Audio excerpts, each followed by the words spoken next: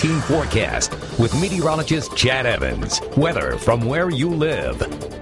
You know, interestingly enough, the icing tonight is largely based on geography, where we are located in the Midwest. We've got an Arctic high sitting over Ontario. It's very cold in the Northeast, and the cold air bleeding around it cannot get over the Appalachian Mountains, and it's got a hard time getting over these hills down here in Kentucky and Ohio. So basically the cold air wraps around the high, and this flat till plain that runs from eastern Ohio all the way to Nebraska, that's that flat corn belt. The cold air is like pancake syrup, and it oozes across the corn belt, and it's sitting over our northeastern counties, and warm moist air and moisture is being thrown over the top of it, and that's why we've got this icing going on. The freezing line's pretty much cutting our area in half.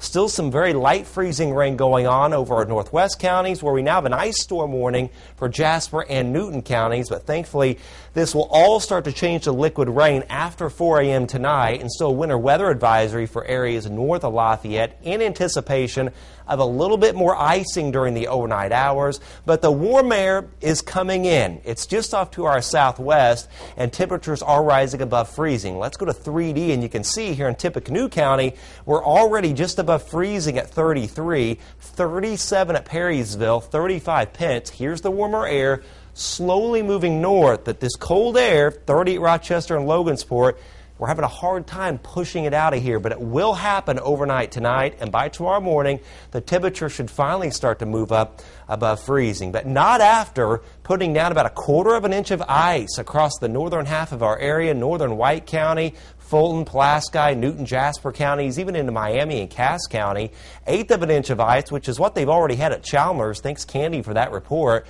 Over towards Fowler and, of course, Lafayette South, we're pretty much done with the accumulating ice. There's the freezing line at 4 a.m., lifting north as we get into tomorrow, but then it's just going to be a cold, wind-driven rain in the afternoon with highs 35 to 40 degrees. A nasty Christmas Eve night. Localized flooding with heavy rain tomorrow night and gusty winds out of the east and southeast before the rain starts to pull out of here early on Christmas morning. And the rain could be pretty heavy, a good inch to nearly 2 inches of rain area wide, with the heaviest totals in our western counties.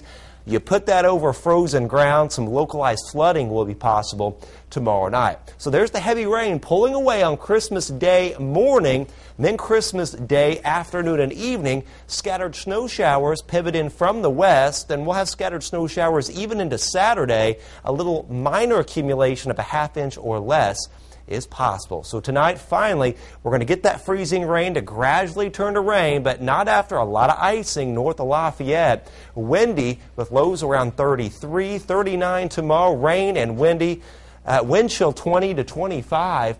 And gusts out of the east and southeast up to 35 miles an hour. Scattered snow showers Friday and Saturday, even into Sunday and Monday. A little minor accumulation before we watch another system by Wednesday. All right, in the snowfall contest winner, Julie Beardsley of Lafayette won the